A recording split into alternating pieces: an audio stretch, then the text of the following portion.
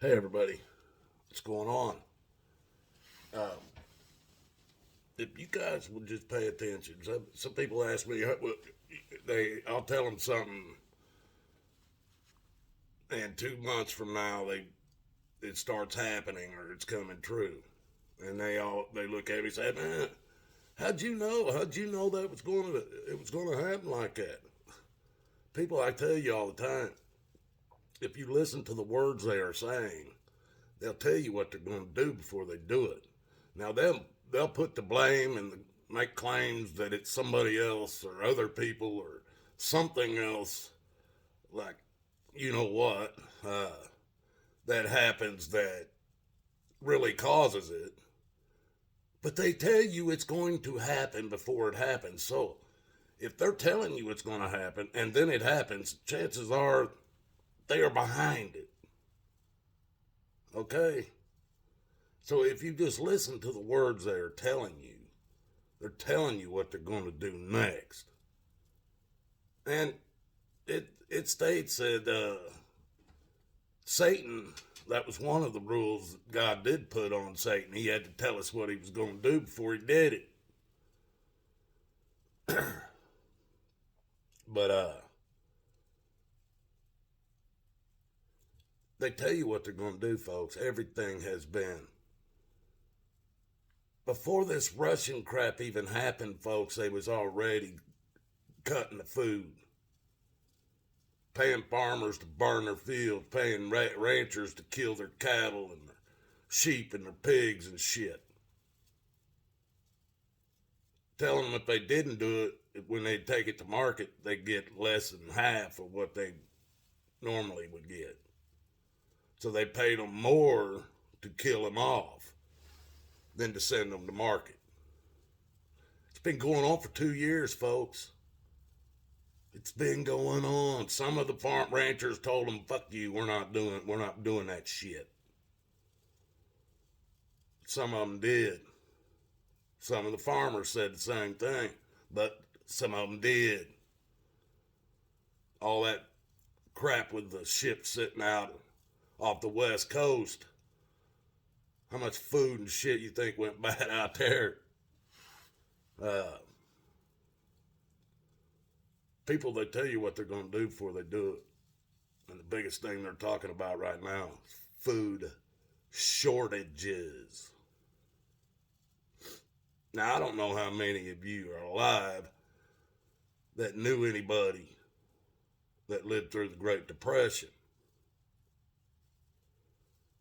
Both my parents, well, my dad was 10 years or 9 years older than my mom. My dad lived through most of the Great Depression. He was born in 1930. He just died Christmas 2020. Um, he lived through the Great Depression, and my mom was born at the end of the Great Depression. But there was also years after that, after the Depression was over, that it took for everything to get built back up. You know, you couldn't plant what you didn't if you didn't have seeds to plant. You couldn't feed cows and horses if you couldn't feed them, you couldn't feed them. But this is why I tell people: if the food shortages come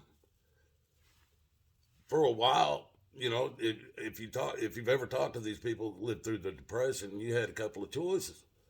You either fucking went out and hunted for some kind of food, or you went and stood in the food lines, went and tried to get food in where the government was allowing it, basically. Well, let me tell you, in these cities, folks, oh yeah, there's a lot of domestic animals around. A lot of other, squirrels and shit like that can be eaten. Rats. Believe me, they did eat rats. Snakes. But in these big cities, folks, where all the concrete is, there's only going to be so many domestic animals. So many rats. then you're not going to have no choice. You're going to have to go get in those food lines. And if you got a city the size of New York, 9 point something million people sitting on concrete, where are you going to grow your corn? Where are you going to grow anything? Where are you going to raise cattle? You're not. If you think you're going to be able to stay in the cities, folks, you're going to be eating yourselves in these big cities. If you ain't got enough food for everybody, you don't think them people are going to eat each other? Shit. Hollywood already portrays that. They think that's a good thing.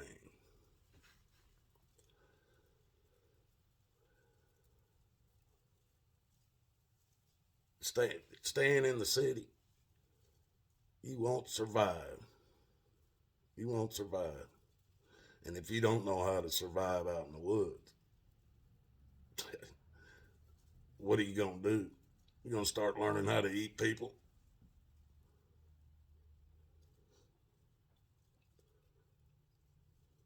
People, they're bringing this shit on fast.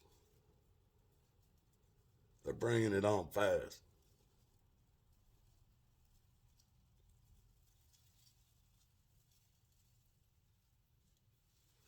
How much time you got left?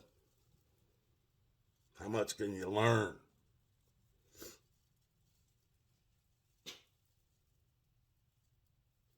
Can you eat that big old house you live in? Can you eat them cars? I know. Can you eat them tires and rims?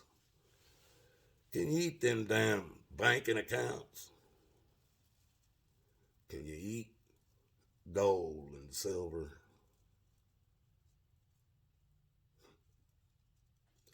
No, people. They've convinced you to put all your money in things that, if you really need to survive, will do you no good.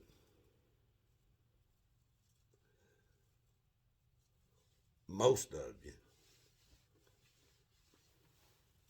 would run from a wild animal screaming.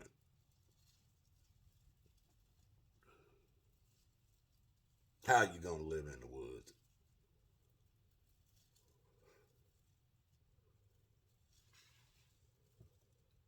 You'd be so scared you'd be shooting at everything that moves the damn tree limbs, tree limb move or fucking something.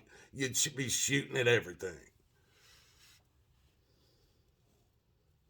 Because they got you so scared from all these movies you've been watching of things that happen in the woods.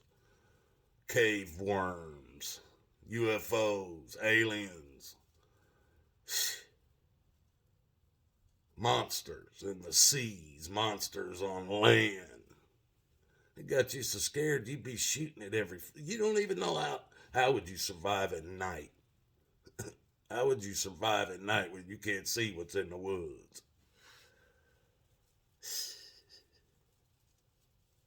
People I joke around on the channel that I listen to, they talk about an apocalyptic zombie group, and I joke around about being, or they talk about how people with certain skills will be allowed into this apocalyptic zombie group. It'll be after everything goes bad. And people with certain skills can get in there, get in that group. So I've made it a joke and told them, hey, I can fix VCRs. Well, these guys, some of them didn't even know that was something that you did. They didn't even know, or they don't even believe anybody else even has a VCR today, let alone they don't understand that people used to pay to have their VCR fixed. But that was a wonderful thing at that time. Because I could walk around with a toolbox about the size of a tackle box to go fishing with, bass fishing, and carry everything I need to repair VCRs at that time. And what these guys also don't know, that VCR started off costing somewhere, a cheap one would be like 1,500. Some of them cost up to as much as $5,000 when they first came out, high dollar ones. So people would pay $500, $1,000 to get one fixed. So at that time, it was a good skill to have. So I joke about this. I tell them, hey, I know how to fix VCRs, and they laughed about it. So, yeah, who's gonna need a VCR repaired when the end of days is happening, you know? And but that's what I'm trying to show you is some people have skills that are worthless today, but they was worth something back then, when that was at that time, at a certain time.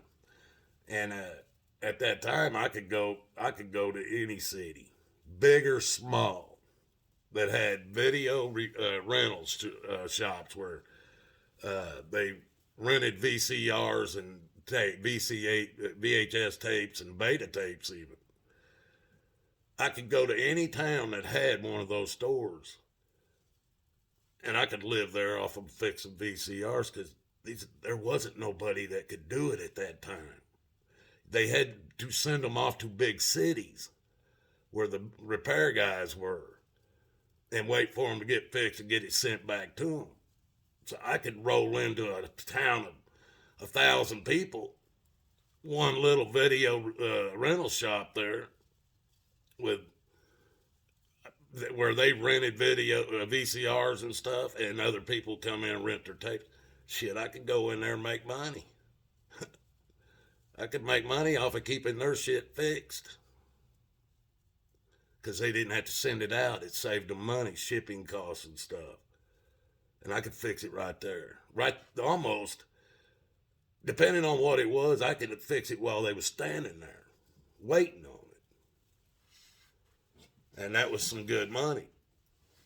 I mean, my prices started at $110 just to start. $110. That was just to diagnose it, tell them what's wrong with it, how much it would cost to fix it. So it was good money. Times change. Nothing stays the same. That went away. Digital shit came in. CDs and DVDs. So that changed the times, technology. Well, that happens with a lot of stuff. But anyway, I joke around with these guys. I don't know, maybe some of them people on there think that's all I can do. But that's funny.